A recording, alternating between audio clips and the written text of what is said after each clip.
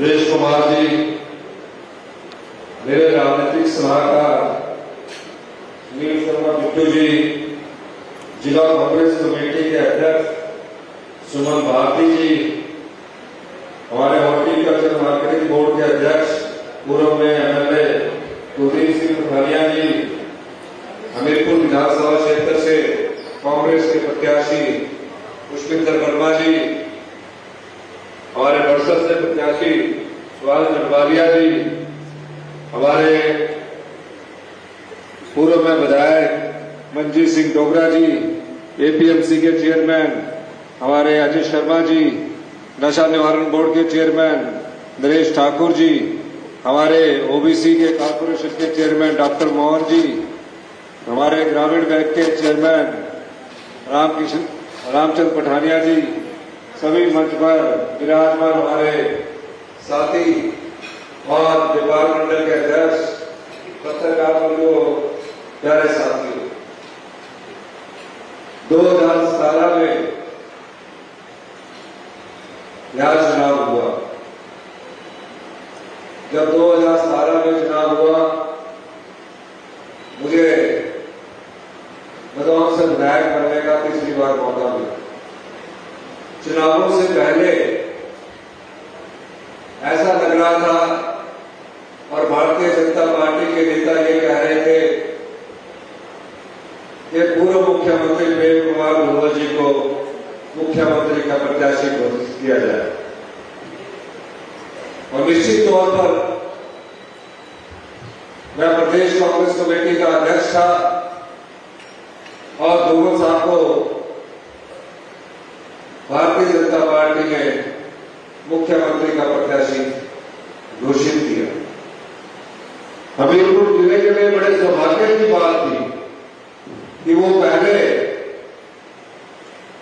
1998 से लेकर 2003 तक मुख्यमंत्री रहे थे और जब दोबारा मुख्यमंत्री बनने की बात आई तो उनका नाम जब घोषित हुआ तो हमीरपुर जिला में सभी लोग बहुत खुश थे, क्योंकि मुख्यमंत्री जो मिलता है काफी अरसे बाद मिलता है, कई वर्षों के बाद मिलता है। कई जिलों में आजादी के 70 साल के बाद भी मुख्यमंत्री नहीं मिला।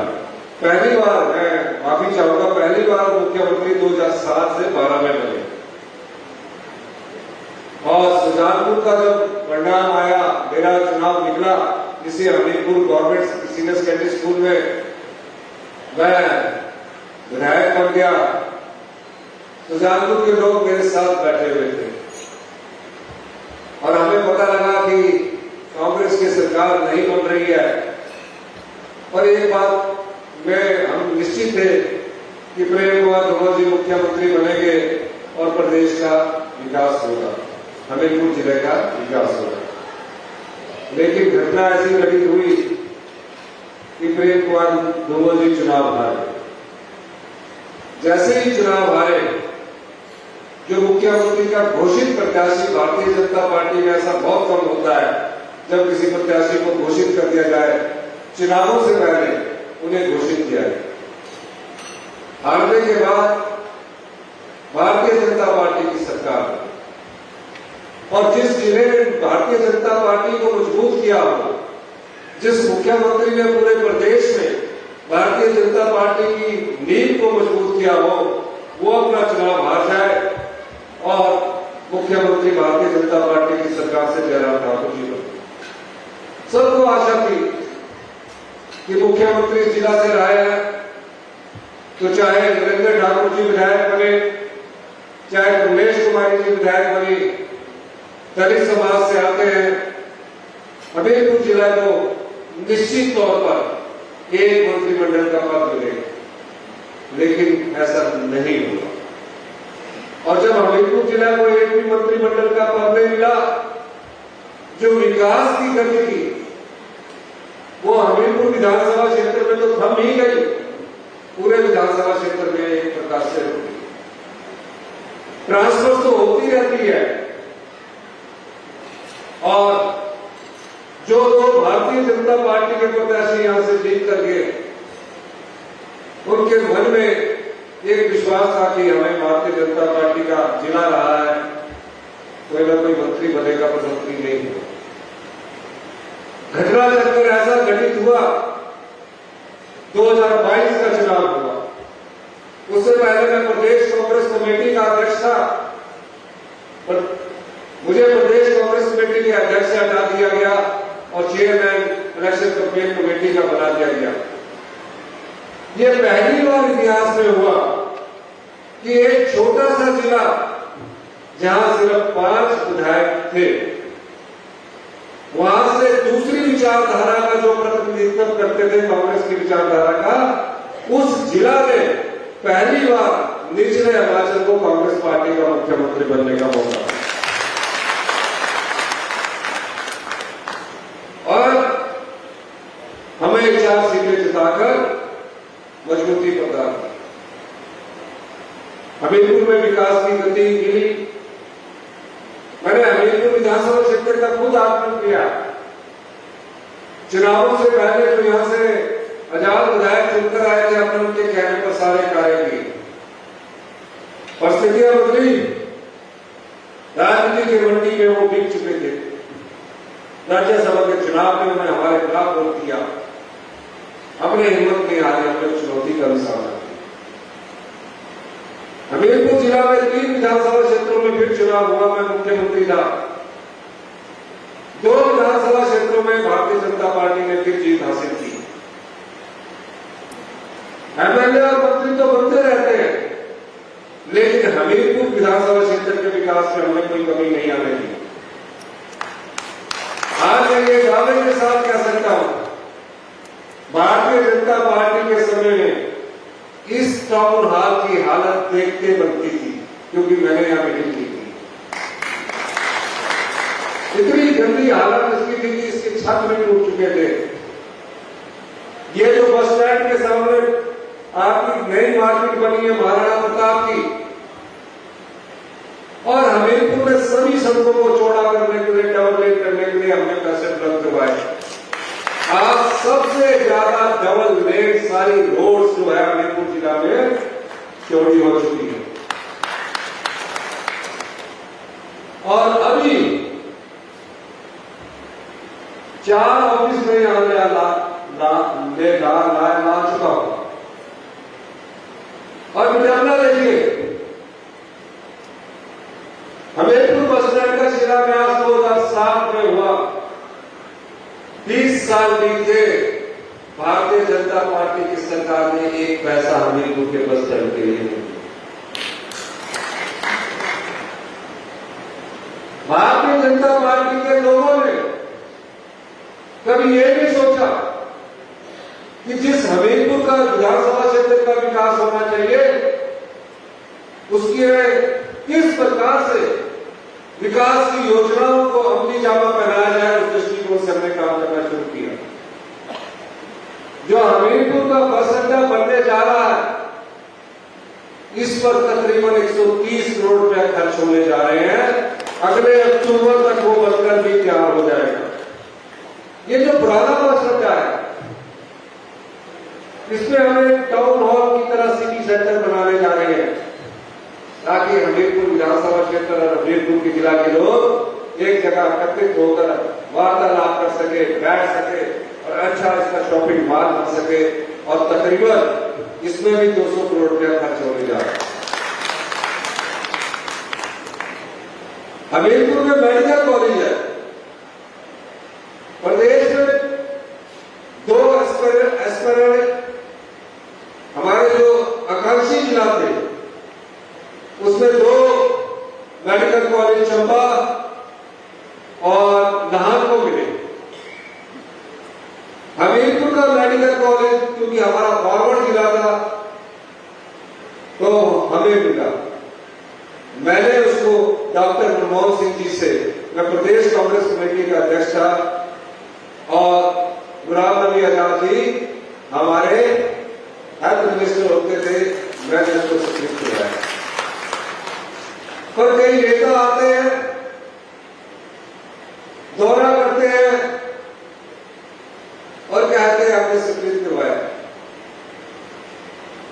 पूछना चाहता हूं कि आपने स्वीकृत करवाया होता तो इसका नाम राधा कृष्ण मेडिकल कॉलेज ना रखा जाता, कांग्रेस पार्टी के नेताओं के नाम से नहीं रखा जाता।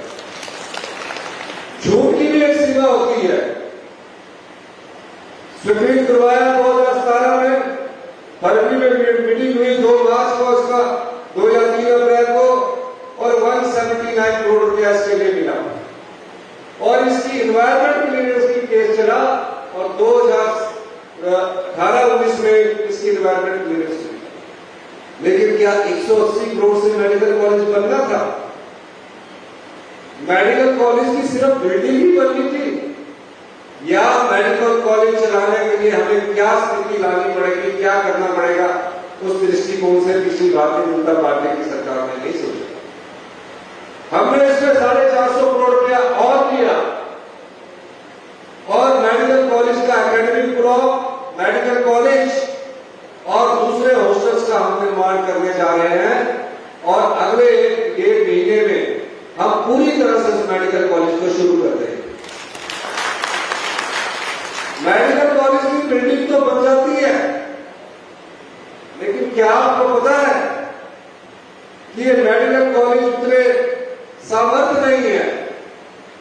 चाहे वो रेल चौक था, चाहे वो चंबा का है, चाहे लाहौर का है, चाहे हमीरपुर का है। जब मैंने इंटरेक्शन डॉक्टर्स के साथ किया, मेडिकल एजुकेशन को जब मैंने नीचे से देखा तो मुझे बहुत दुख हुआ। एक मेडिकल कॉलेज जो शिमला का प्रीमियम इंस्टीट्यूशन है, IGMC,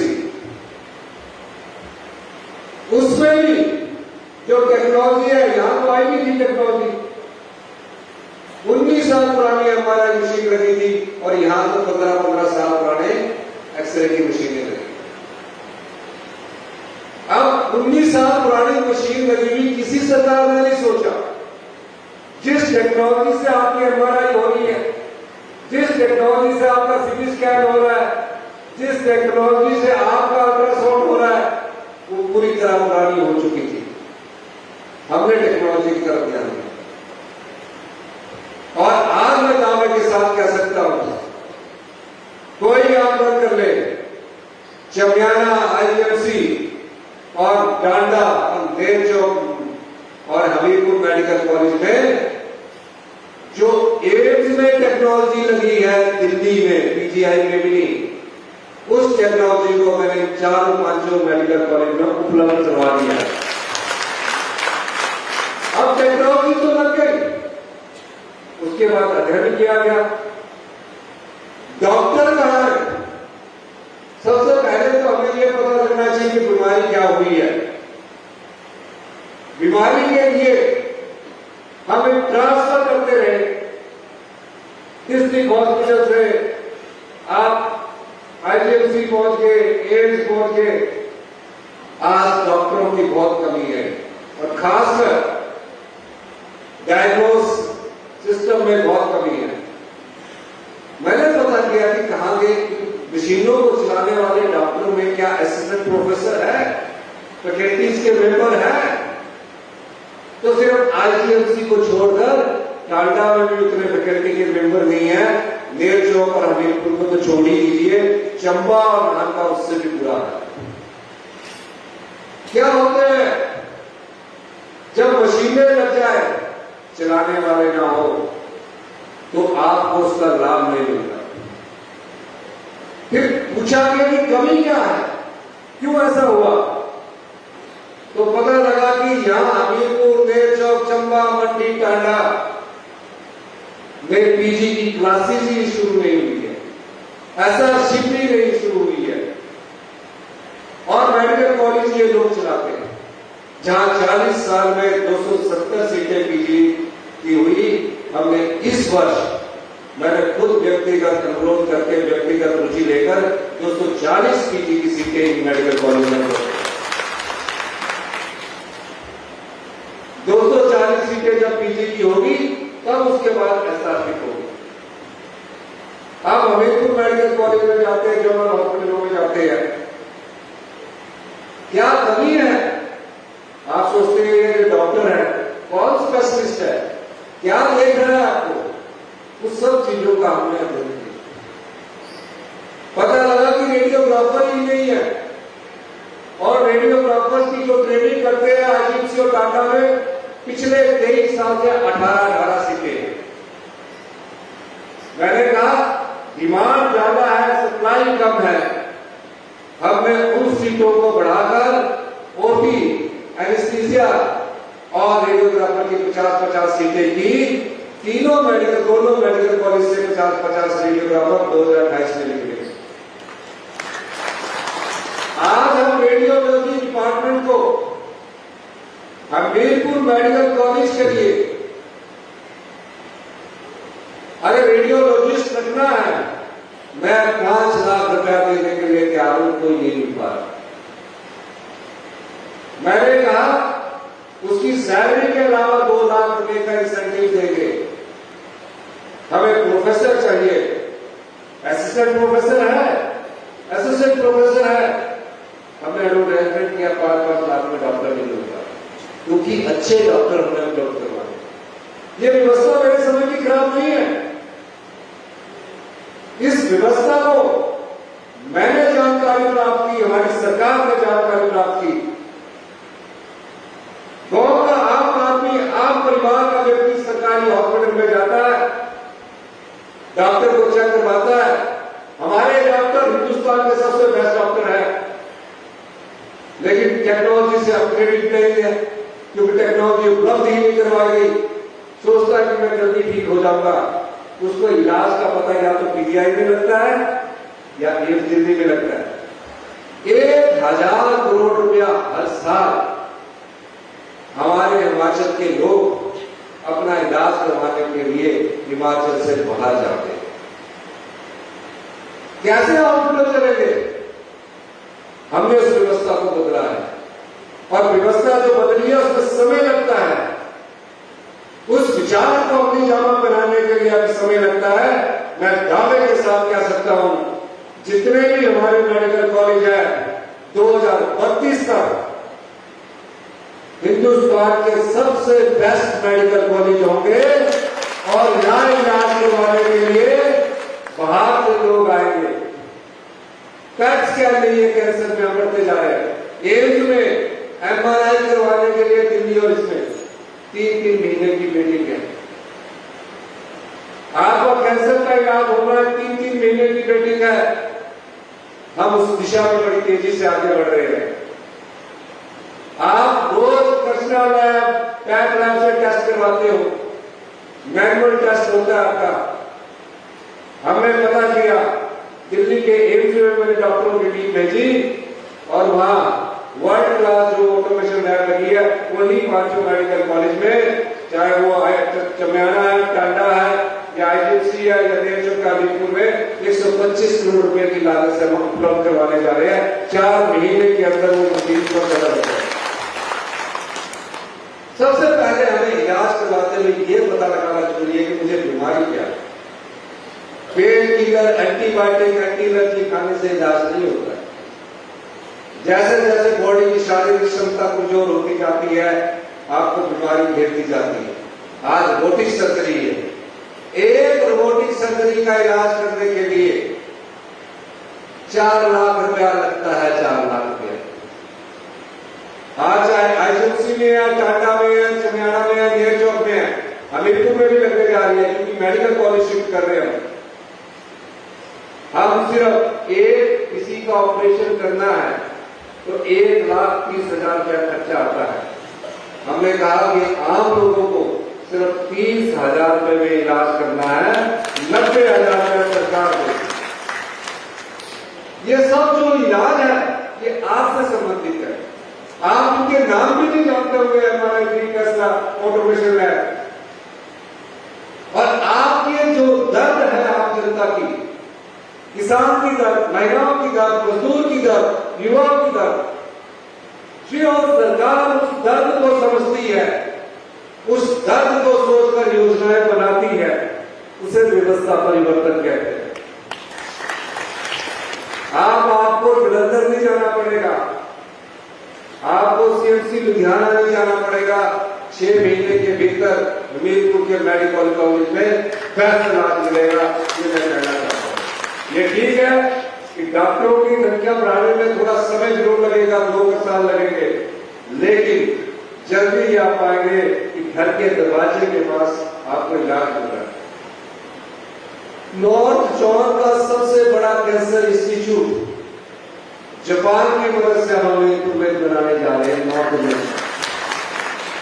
अभी एक टीम जापान जाकर आई है, सुपर स्पेशलिस्ट ब्लॉक 300 करोड़ रुपए की लागत से हम आपके जोधपुर में बनाने जा रहे हैं।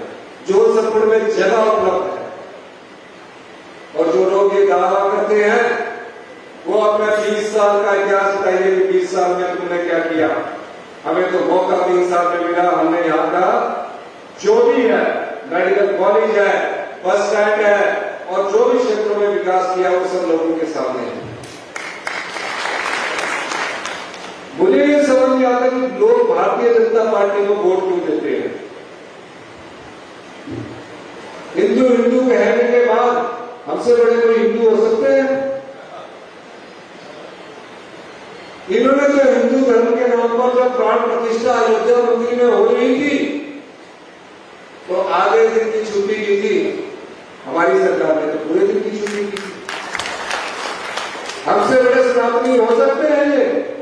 हम गाय पूजन करते हैं, कंजका पूजन करते हैं और ये आजकल कांग्रेस के लोगों को हिंदू का सर्टिफिकेट देने वाले भारतीय जनता पार्टी की दुकान खुल गई है। ये बस सर्टिफिकेट देने का काम करते हैं।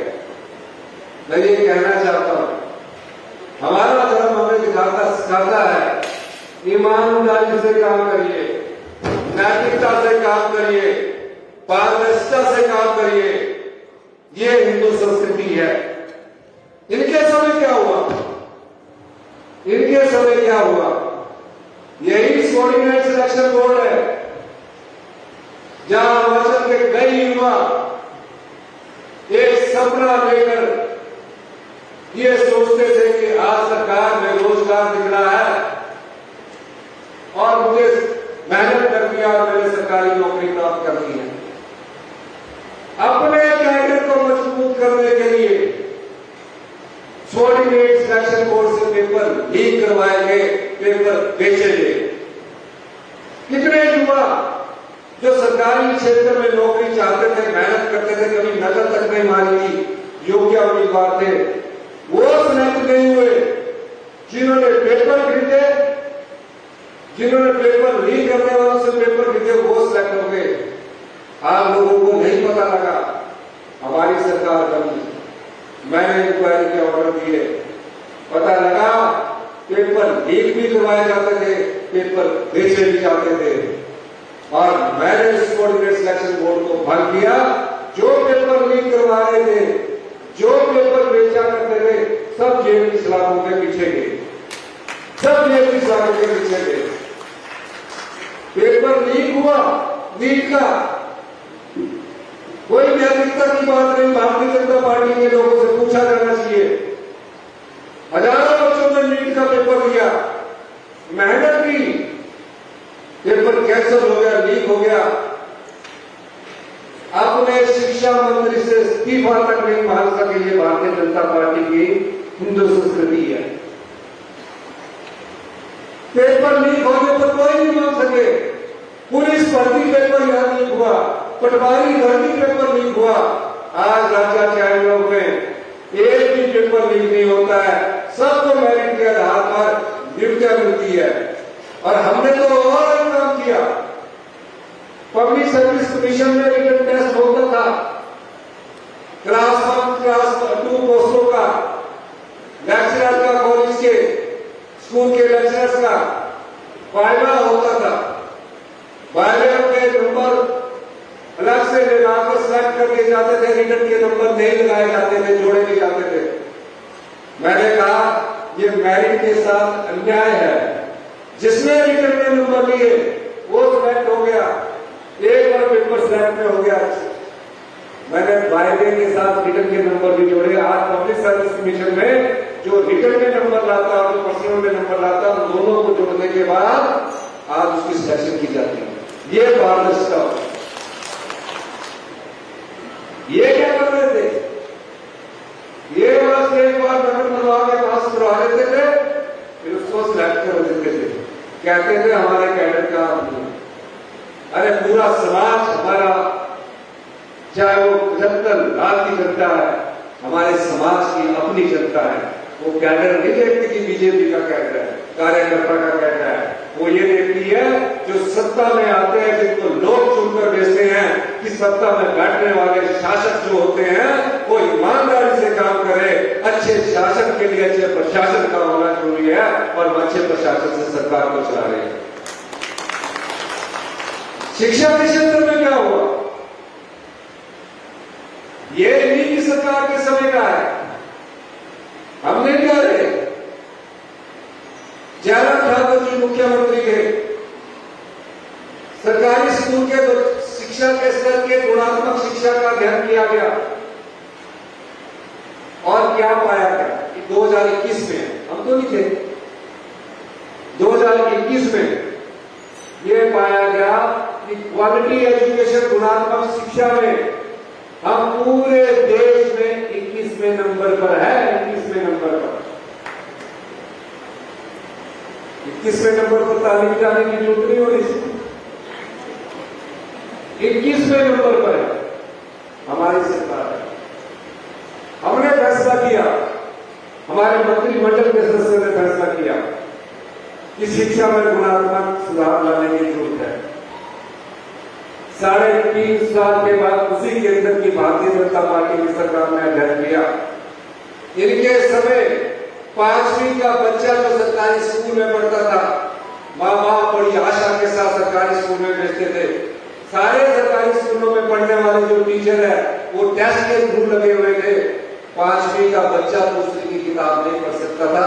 ये अध्ययन केंद्र की भारतीय जनता पार्टी की सरकार ने जयराम ठाकुर की सरकार कर दी। और जब हमारी बारी आई, हमने मूलभूत परिवर्तन किया। आज हम उसी केंद्र की सरकार ने हमारे सरकारी स्कूलों का गुणात्मक शिक्षा का अध्ययन किया। हम 21वें स्थान से 5वें स्थान पर पहुंचे। कभी कोई कल्पना भी नहीं कर सकता था कि हिमाचल की सरकार एक फैसला करेगी कि गांव में पढ़ने वाले बच्चे भी सीबीएसई में पढ़ेंगे, क्योंकि कोई सीबीएसई स्कूल खुलता है उसकी फीस 50,000 का साल की है। गवर्नमेंट स्कूल में पढ़ने वाले बच्चों की फीस 2,000 रुपए है। जब मैंने 150 स्कूलों की सरकार में घोषणा की, अधिकारी और कई लोग मंत्रिमंडल के सदस्य मेरे से पूछने लगे कि ये आपने गलत घोषणा कर दी है, इसको धरातल पर लाना बड़ा मुश्किल होगा। मैंने कहा गांव से पढ़ने वाला बच्चा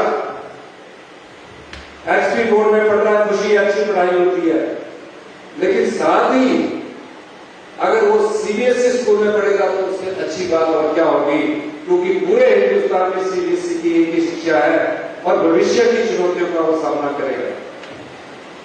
फैसला हुआ, कैबिनेट ने प्रपोजल को स्वीकार कर लिया, और आज मैं दावे के साथ कह सकता हूं कि सर जो भी हमने सीबीएसई स्कूल किए उनमें 24,000 सरकारी स्कूलों में बच्चों की संख्या बढ़ गई, क्योंकि अभी लोगों को आशा कम है कि अच्छी तरह चलेंगे। फिर हमने टीचर की नियुक्ति करनी शुरू की। पिछले साल हमने प्रिंसिपलों की नियुक्ति आगे जिलों में कर दी है, आगे करने जा रहे हैं। लेकिन इसके अलावा कैसे बच्चों की क्वालिटी में सुधार किया जाए, हमने इसके कैडर को चेंज करने की कोशिश की, और टीचर इंग्लिश, टीचर मैथ में इंटरव्यू करवाए कि 5 साल तक क्वालिटी बेस्ट होनी चाहिए, और टेम्परेरी बेस पर 5 साल के लिए teacher English, teacher math, teacher physics, teacher chemistry, teacher biology, commerce के सारे टीचरों में टेस्ट हुआ। राज्याचार्य ने टेस्ट किया। आपको बताना चाहता हूं 10 महीने के लिए 25,000 रुपए मिलेगी। जैसे ही इंग्लिश और मैथ का रिजल्ट निकला, सब टीचरों ने ज्वाइन कर लिया और मेरिट कितनी गई। जो बच्चे, उनके पास कंडीशन ये है इन सीबीएसई स्कूलों में कि आप प्री नर्सरी से लेकर +2 तक सबको बच्चों को पढ़ाएंगे। 84% वाले टीचर लगे हमारे, 84% वाले, कुछ जगह 60 वाले भी लगे, लेकिन 84% की उनकी मेरिट गई। और शिक्षा में तुरंत का बदलाव आ रहा है, और ये बदलाव इसलिए नहीं आ रहा है, ये बदलाव आज की जरूरत है। अगर अपने बच्चों की भविष्य की चुनौती का सामना करना है और भविष्य से में जो बच्चे में आत्मविश्वास पैदा करना है, तो हमें शिक्षा में मूलभूत परिवर्तन करना होगा। राजनीति गांधी बोर्डिंग स्कूल बन रहे हैं। शिक्षा, हेल्थ, ग्रामीण विकास हमारा मूल मंत्र है, पर्यटन हमारा मूल मंत्र है। कोई ये भी नहीं सोच सकता था, जयराम ठाकुर जी ने तो सोचा था कि पंडित जी मैं पद में एयरपोर्ट बनाऊंगा, मेरा ड्रीम है। आप सत्ता में थे, आप अपने ड्रीम को पूरा करके अच्छा होता, हम आपका सहयोग करते। हम पूरे हिमाचल प्रदेश को आत्मनिर्भर बनाने का सपना सजाए बैठे। आज जो गग्गल का एयरपोर्ट है, आज उसमें लैंड एक्विजिशन हमने 2,500 करोड़ रुपए के पैसे बांट दिए। हमने सपना नहीं सोचा, हमने कांगड़ा को पर्यटन राजधानी बनाने की दिशा में आगे बढ़े। पूरी लैंड एक्विजिशन 3,500 करोड़ रुपए की हम बांटेंगे। अगर हमारे में आर्थिक तंगी है, ये पैसा भी तो हम कर रहे हैं, हमारे हाथ बांधने की कोशिश की गई, लेकिन हम चुनौतियों का सामना करके उठे हैं। 23 साल से माइक राहुल का केस हो रहा है, उनसे किसी ने नहीं जीता, कोई पैसे नहीं लिए। मेरे साथ भी बातचीत करने आए, मैंने कोई समझौता नहीं किया। 401 करोड़ रुपया सरकार की ट्रेजरी में डलवाया, बिल्डिंग और जो होटल है अपने सरकार की जवाब पर करवाया, और हर महीने उससे 2.25 करोड़ रुपया हम ले रहे हैं। ये सरकार की कटिबद्धता होती है। जेएसडब्ल्यू का केस हाई कोर्ट ने भी उनके समर्थन में कर दिया। 1.5 साल से सरकारी वकील ने अपील तक नहीं की, अधिकारी ने ध्यान तक नहीं दिया।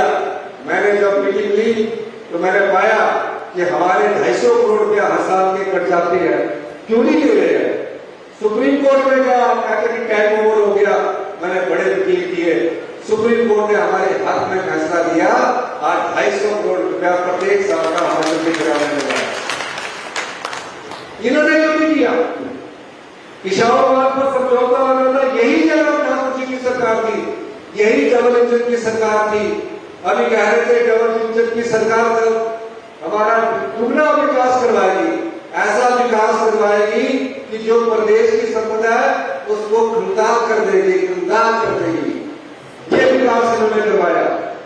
पिशावर पर उत्तराखंड और हिमाचल का पानी राजस्थान, दिल्ली और हरियाणा को चाहिए। मैंने समझौता पढ़ा, मैं भी आके बंद कर सकता था। मैं भी सोचता 5 साल के लिए मुझे चुनकर भेजा है। मैं भी ये सोचता कि 5 साल ये कोई जवाब नहीं है, मेरे से बड़े बड़े उद्योगपति संपर्क में साध रहे हैं। मैंने वो चीज नहीं की। मैंने कहा ये समझौता प्रदेश के हित में नहीं है। उत्तराखंड के चीफ मिनिस्टर ने बोला कि मेरे हित में नहीं है। CR Patil water resource minister थे, मीटिंग हुई, मैंने कहा मैं इस समझौते को नहीं मानता। डिप्टी सीएम को उन्होंने अनुरोध किया कि इस समझौते पर हस्ताक्षर करने के लिए अपने सीएम साहब को बुलाइए। डिप्टी सीएम ने कहा कि प्रदेश के हित की बात है, सीएम साहब ही इसमें फैसला करेंगे।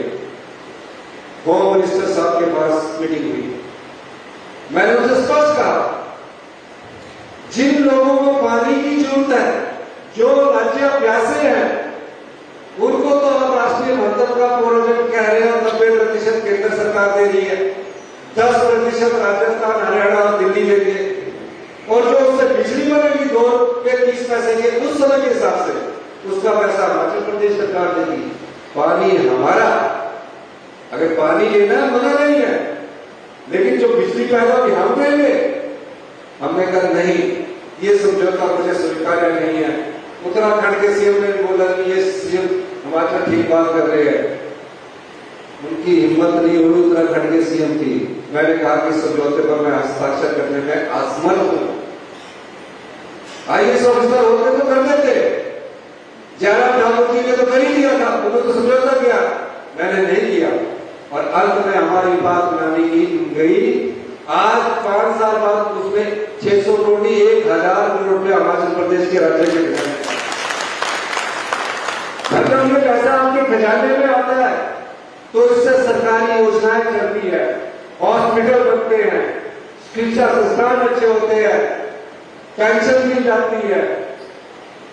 ये हमने किया। और जो दुगना विकास की बात कर रहे हैं कि केंद्र में हमारी सरकार है और अगर प्रदेश में भी हमारी सरकार आती है, प्रदेश में भी कहते हैं हमारी सरकार आती है, परंपरा चली है कि 5 साल बाद बदलाव होता है, तो हम दुगना विकास करेंगे। पहले तो मैं एक बता देना चाहता हूं, हिमाचल की जनता प्रदेश की संपदा को लुटाने वालों को नहीं लाई। पहले आप 5 फुट तो ये सहमति बना ले कि आपके MLA कितने जीत कर आ रहे हैं। मैं आज दावे के साथ कह सकता हूं कि जितने MLA 28 है, उसमें से 16 MLA के चुनाव नहीं जीते और पिछली बार से भी कम सीटें आएंगी।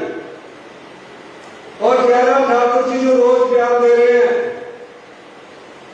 विचारों के साथ ऐसा ना हो कि छत्तीसगढ़ के जो सीएम बने हैं रमन सिंह जी, जो 3 बार मुख्यमंत्री रहे, उन्हें स्पीकर पद पर संतोष करना पड़े, तो कहीं जयराम ठाकुर जी को भी स्पीकर पद पर संतोष न करना पड़े।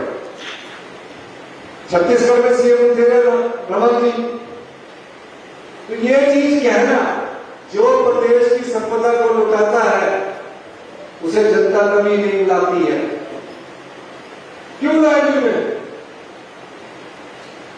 5000 बीघा नालागढ़ बत्ती में 5000 बीघा, आपके तो 1 करोड़ की रजिस्ट्री होती है और उसमें पैसे लगते हैं स्टैंप ड्यूटी के। बाहर जो बैठे टैक्स करने वाला वो भी पैसे लेता है ना, नहीं लेता? फिर तहसीलदार के सामने जाते हैं, फिर बोलते पैसे दे दिए। इन्होंने क्या किया? जो दोगुना विकास की बात करें, 5000 बीघा की जगह 1 करोड़ रुपए के लीज पर बिना रजिस्ट्रेशन फीस के, बिना स्टैंप ड्यूटी के बड़े बड़े उद्योगपतियों को दे दी। अगर उस नालागढ़ बत्ती की 5000 बीघा का आकलन किया जाए तो वो 5000 करोड़ रुपए की जगह है। ये काम इन्होंने किया। हिमकेयर में हिमकेयर योजना स्टार्ट की, इतना बड़ा घोटाला हिमकेयर में हुआ है। कहते हैं कि मेरे द्वारा शुरू की गई योजना को आप बंद कर रहे, नहीं हम बंद नहीं कर रहे।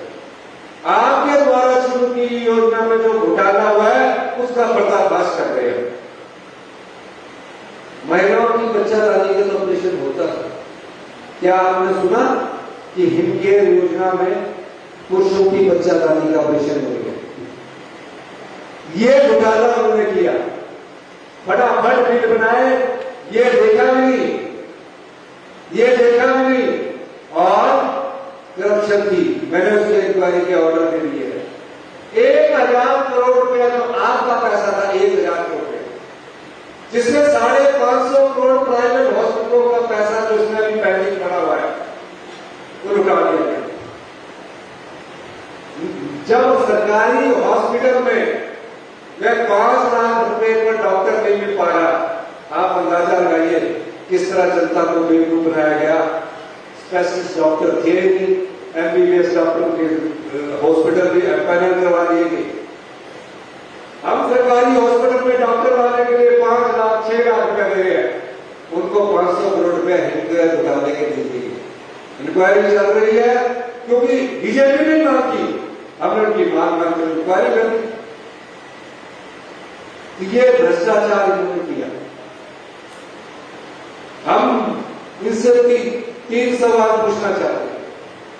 हमीरपुर कांगड़ा, उन्ना, बिलासपुर, मंडी के लोग फौज में भर्ती होते थे। मैं अपने गांव में देखता था, सवेरे 4 बजे उठकर युवा साथी दौड़ लगाए थे, होते थे और कहते थे कि मैंने फौज में भर्ती होना है। और इन जिलों में फौज में भर्ती होने वाले जो हमारे फौजी है, सर्विसमैन है, उनका बहुत बड़ा योगदान इसके विकास में है। उन्होंने अपने बच्चों की पढ़ाई करवाई, अच्छे शिक्षा संस्थान में बच्चे पढ़े। अब क्या हुआ? भारतीय जनता पार्टी की 12 साल पुरानी सरकार ने फौज में भर्ती की जो हिमाचल प्रदेश की जनसंख्या के आधार पर कमी कर दी है। किसी एमपी ने सवाल नहीं उठाया। सबसे ज्यादा परमवीर चक्र देने वाला प्रदेश हिमाचल प्रदेश, देश का सर्वोच्च परमवीर चक्र रक्षा के क्षेत्र में देश में गुणगान होने वाला, 4 परमवीर चक्र जीतने वाला हमारा प्रदेश, उसके फौज की भर्ती में परसेंटेज कम कर दी गई। फिर अग्निवीर भर्ती बंद कर दिए गए। 4 साल बाद लोग यहाँ गए अग्निवीर। फिर मनरेगा बंद कर दिया गया। और इस राज्य के जो 1952 से आरडीजी मिल रही थी, हर साल 8 से 10,000 करोड़ रुपया आपको मिल रहा था, वो बंद कर दी गई। 50,000 करोड़ 2026 से 31 तक हिमाचल प्रदेश को मिलना था, वो बंद कर दी गई। फिर क्यों भारतीय जनता पार्टी को हिमाचल के लोग वोट देंगे? पेपर भर्ती, पुलिस भर्ती पेपर लीक इन्होंने करवाया। राज्य जो कोऑर्डिनेट सिलेक्शन बोर्ड है, उसमें पटवारी भर्ती लीक इन्होंने करवाया, पेपर इन्होंने बेचे, प्रदेश की संपदा को इन्होंने बेचा, मनरेगा काम इन्होंने करवाई, सिर्फ इस नाम पर कि राम मंदिर बनाया। हमारे सब धर्म में राम मंदिर है, कृष्ण मंदिर है, राधा जी का भी मंदिर है, सबकी पूजा होती है। सुबह उठकर हम सब लोग पूजा अर्चना करते हैं, अपनी संस्कृति को से हमेशा यही प्रार्थना करते हैं कि हम अच्छा इंसान बने, समाज के अच्छे लोगों की सेवा करें। वो एक कुछ करेंगे, फिर भी बीजेपी अगर चुनाव जीतती है, नहीं जीतेगी वैसे तो, लेकिन इस जिला में अगर जीतती है तो इस जिले का दुर्भाग्य होगा, प्रदेश में तो कोई मानने वाला है। और मैं आपको एक बात और कहना चाहता हूं, अभी 1.5 साल है, हम प्रदेश के विकास में आगे बढ़ेंगे, बड़ी तेजी से आगे बढ़ेंगे। मेरा प्रयास है कि जो पैरा मेडिकल स्टाफ है, इस दिसंबर तक सभी मेडिकल कॉलेज में उपलब्ध हो जाए। इनके समय हॉस्पिटलों में डॉक्टर और पैरामेडिकल स्टाफ की संख्या 35% थी। कितनी थी? 35% की थी। हम उसको बढ़ा रहे हैं, 85% के करीब पहुंच चुके हैं। हम अनाथ बच्चों के लिए योजनाएं लेके आए, हम विधवा महिलाओं के बच्चों के लिए योजना लेके आए, हम आम आदमी के परिवार के लिए भी योजना लेकर आए कि जिसकी 12 लाख रुपया साल की इनकम होगी, उसका बच्चा अगर डॉक्टर बनना चाहता है, IIT में जाता है, IIM में जाता है, नीट में सिलेक्ट होता है, उसको 1% के ब्याज की दर पर 20 लाख रुपए का लोन मिलेगा। आप उसकी एप्लीकेशन हायर एजुकेशन में दे सकते हैं और आपका पैसा पूरा हो जाएगा। ये पैसा आपका। हम लोग तो 5 साल के लिए संरक्षक पढ़ के आते हैं, 5 साल बाद आप उसको चुनकर भेजते हैं, आप फैसला करते हैं कि हमें किसको चुनना है। और उसके बाद इस लोकतंत्र में जो जनता का फैसला होता है, उसके आधार पर सरकारें बनती हैं। हम आपके लिए अच्छा काम कर रहे हैं। खासकर हमीरपुर विधानसभा क्षेत्र के लोगों से मैं कहना चाहता हूं, आज आपको भी चश्मा बदलने का समय आया है। यहां भी हजारों रुपए की संपत्ति को लूट लिया गया। माइनिंग में हजारों आपकी संपदा, खड्डों से जो रेता रोड़ी निकल जाता है, वो किसी एक व्यक्ति की संपदा नहीं होती। सिर्फ अपनी जमीन ही अपनी संपदा ना मानिए, राज्य की संपदा भी होती है। आपको उस काले चश्मे को उतार कर देखना है और भविष्य में जो चुनाव होगा उसमें उस ईमानदारी वाले चश्मे को देखना है कि किसकी नैतिकता मजबूत है, कौन आपकी सेवा कर सकता है, कौन आपके साथ कंधे से कंधा मिलाकर कर सकता है? किसके मन में दर्द है, किसके दिमाग में आपकी पीड़ा है, वही व्यक्ति आपकी यहां से चुनकर आना चाहिए। ये मैं कहना चाहता हूं। विकास एक निरंतर प्रक्रिया है, हम उसमें आपको महत्वपूर्ण योगदान देंगे। आज बेचारे 12 आदमी थे जिनको शॉपिंग दुकान थी, उनको हमने दुकान दी। जो आगे दरबार वाले हैं, आपको भी मैं कहना चाहता हूं कि जितने भी दरबार वाले बेचारे बैठे गरीब लोग हैं, मैं एक बात क्या कहना चाहता हूं, हम उस जगह भी आपको जगह उपलब्ध करवाएंगे जो सिटी टाउन बन रहा है, उसमें शॉप भी बन रही है। तब तक आपके लिए जो हमको करना होगा हम उसको करेंगे। लेकिन जो नया शॉपिंग कॉम्प्लेक्स बन रहा है उसमें भी जो हमारे दुकान छोड़कर जाएंगे, आने वाले समय में जब वो बनेंगे तो हम आपको दुकान उपलब्ध करवाएंगे। मैं एक और योजना लेकर आ रहा हूं। कई परिवारों के घर सदियों से एक बंगला एक विश्वा में सरकारी जगह में बने पड़े हैं। हमारी सरकार प्रयास कर रही है। कल ही हम आज सुप्रीम कोर्ट से फैसला लेते हैं, जो एनक्रोचमेंट है, एक बंगला एक विश्वा या 5 बंगले 5 विश्व है, जो पूर्वज काल से चली आ रही है, उसको लीज पर देने पर हमारी सरकार भविष्य में विश्वास करती है। हम इस सरकार से भी आंदोलन करते हैं, क्योंकि उनका किसी का कमरा बन गया, कोई रोता हुआ आता कि आज तोड़ दिया। ये हिमाचल के लोग हैं, तो इनके लिए भी हम एक योजना लेकर आ रहे हैं। आपने मेरी बात सुनी, मैं एक बात आप लोगों से कहना चाहता हूं कि जो भी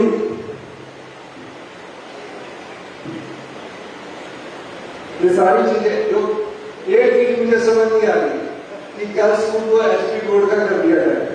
भाई उसमें फीस भी तो एचपी बोर्ड की है, सीबीएसई में अच्छा पढ़ाओ, उसको गर्ल्स स्कूल को सीबीएसई किया जा सकता है, वो विचार किया जाएगा जो आपने कहा। लेकिन जब फीस एचपी बोर्ड की है तो बच्चों को अच्छा पढ़ाने में अर्ज किया है कि उसको सीबीएसई ही रहने दे।